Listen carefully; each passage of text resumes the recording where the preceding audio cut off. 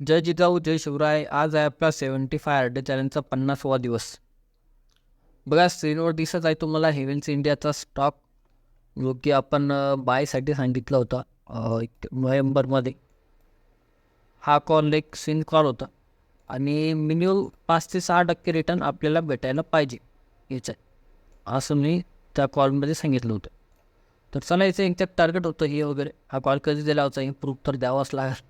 तर त्यासाठी येऊ आपल्या ट्रेडिंग व्ह्यूच्या होल्ड चार्टवर. बघा 1 डे टाईम फ्रेम, तिथं माझं नाव सुद्धा दिसते. हा चार्ट कधी सेव्ह केला नाही तर 21 नोव्हेंबर रोजी हा एक चार्ट सेव्ह केला होता आपण.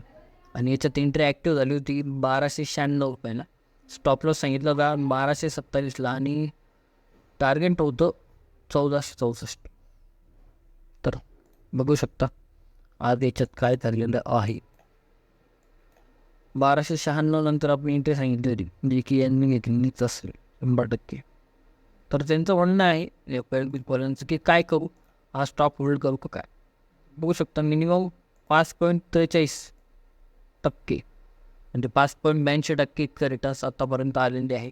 आणि ह्या स्टॉकमध्ये एक्झॅक्ट जी एंट्री आहे ती इथूनच हे झालेली. तर त्यांचंही म्हणणं बरोबर आहे की आम्ही या स्टॉकमध्ये थांबू की नाही थांबू. तर त्यांच्यासाठी एकच उत्तर आहे, या स्टॉकमध्ये थांबू नका. कारण स्टॉक एक नॉर्मल एक बेरिश मध्ये आलेला आहे आणि पूर्ण टार्गेट त्याला इतकं 13% भेटावं फार उशीर लागणं, त्यापेक्षा हे 5-6% टार्गेट घ्या आणि या स्टॉकमधून बाहेर पडा.